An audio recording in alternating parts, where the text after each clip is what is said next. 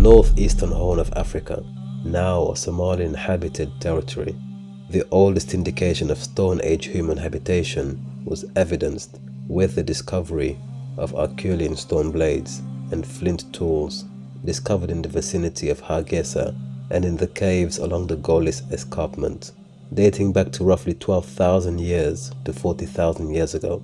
Moreover, Hayward Seton Carr, a game hunter and adventurer affiliated with the British Royal Geographical Society, discovered stone hand axes at Jelelo between the port of Berbera and Hargeisa in 1896, which dates back to 40,000 years ago. The Somali prehistoric hand axes have since been exhibited in public museums such as the British and Australian museums. Yet still, more evidence of prehistoric human habitation of the Somali territory was discovered at Las Gale complex, located about 50 kilometers north of Hargeisa. The Las Gale cave paintings depict images of cows and local inhabitants dressed in what appears to have been ceremonial robes, and even a few dogs. The humans have their hands in the air in what is considered a worshipping posture. The cave walls are also covered in old hieroglyphic scriptures. Somalis have known the existence of these caves for centuries and have regarded them as historical sites, hence the Somali name for these caves. Yet still, the Western world only found out about these sites in 2003, when a French team of archaeologists was searching the caves in the area. The paintings of Las Gale demonstrate early pastoral livestock herding in the Horn of Africa. In particular, the camel is believed to have been domesticated in the Horn of Africa between the 3rd and 2nd millennium BC, and from there they reportedly spread to Egypt and the north of Africa.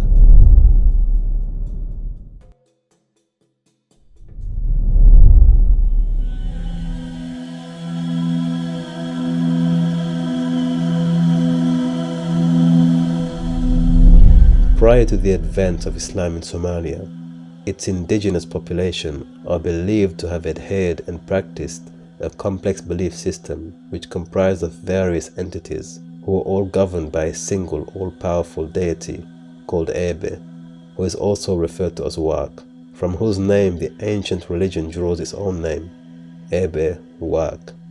Their ordinary religious temples and places of worship were known as Khairo.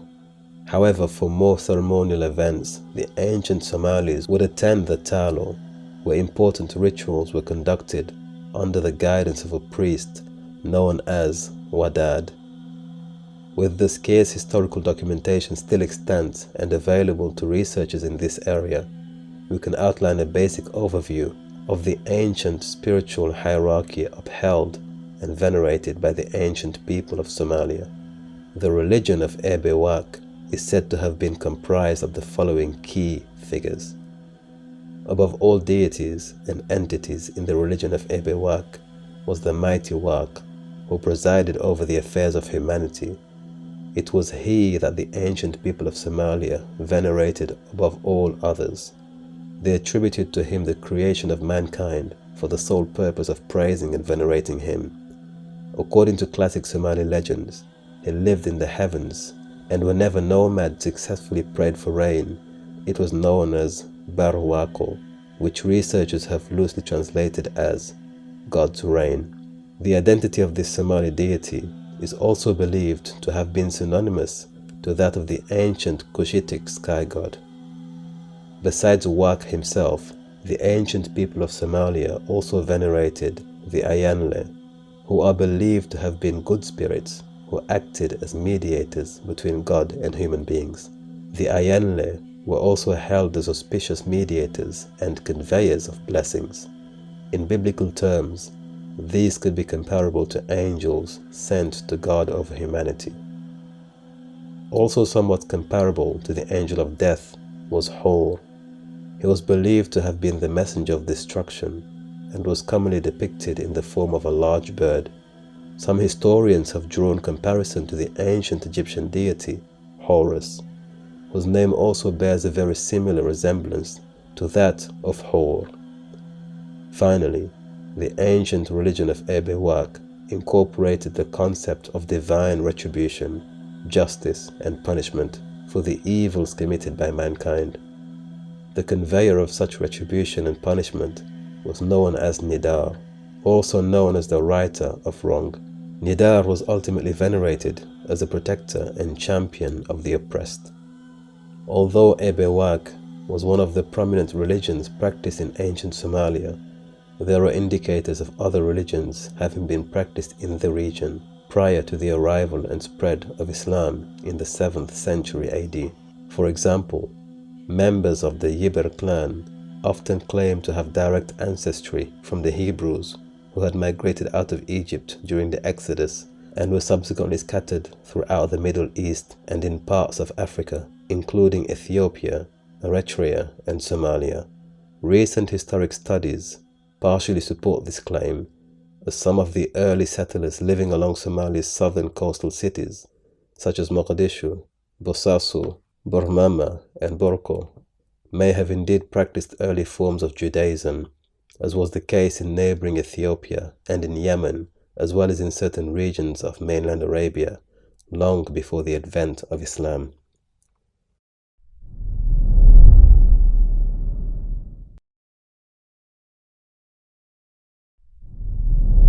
Masjidka Qiblatayn waa mid ka mid ah masaajidada ugu da'da weyn adduunka, waxaana la dhisay qarnigii 7aad ee milaadiga, kadib markii uu Nebi Muxamed sallallahu calayhi wasallam uu saxaabada iyo qaar ehladiisa ka mid ah uu ku amray inay u hijroodaan oo ay magangelyo weydiistaan boqorkii ka araminayay dhulka Abyssinia oo maantana loo yaqaano Itoobiya.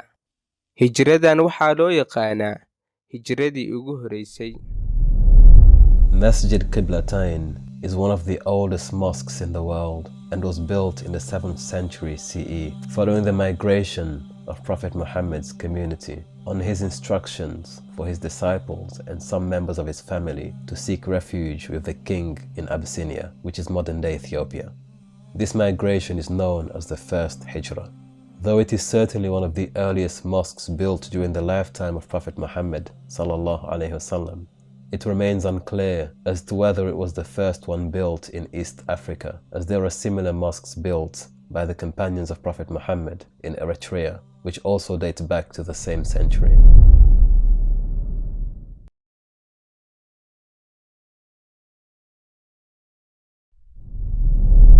The mosque in Zayla is distinct from later mosques due to the fact that it was built facing both Mecca to the north and Jerusalem. The history of this mosque reveals a lot about the early spread of Islam in this region, which was characterized by Somalia's large-scale conversion into Islam following the arrival of the first Arab Muslim migrants who had traveled out of Mecca and journeyed through Salak towards the kingdom of Aksum in the 7th century. From these records, it is evident that the native population of Zayla had accepted Islam long before the rest of Africa and even before most of the Arab regions. Among the earliest indigenous Somali tribes to accept Islam were the Dir clan. It is also reported that they helped the Arab migrants in the construction of this early mosque.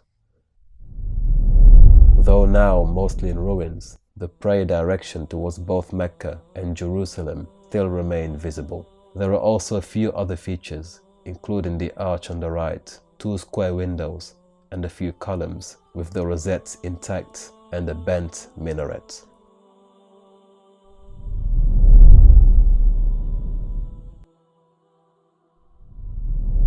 One of the oldest mosques built in Eritrea was established by the first Muslim migrants who arrived from Mecca seeking refuge in the kingdom of Aksum, Abyssinia, during the 7th century CE.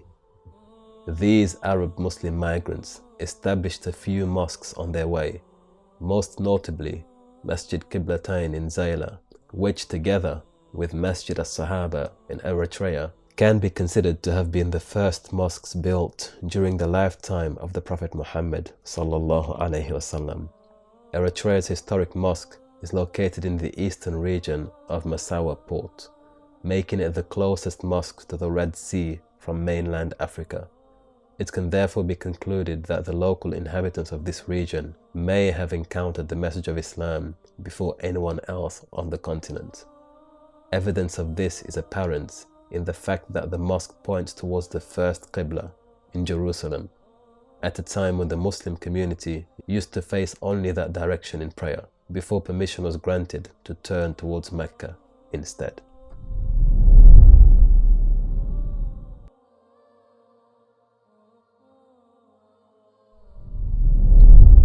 Although the mosque is commonly accepted to have been built during the lifetime of Prophet Muhammad sallallahu alaihi wasallam, however, since then there have been further architectural developments throughout the years. One example of this is the minaret and the curved mihrab, neither of which were established features of the earliest mosques, and the very first curved mihrab was installed in Medina during the rule of the Umayyad Khalifa Umar ibn Abdul Aziz, while the first known mosques built with minarets were reportedly introduced during the early 9th century under the reign of the Abbasid dynasty. These features became more popular during the 11th century. Today, Masjid al-Sahaba is a historic site where occasional prayers are offered as part of ceremonial functions.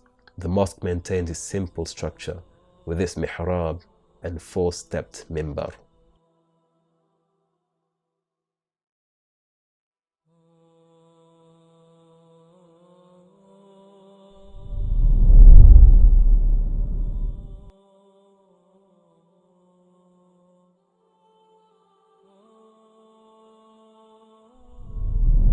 Why not get access to our exclusive collection of ebooks, posters, and history archives by supporting us on Patreon today?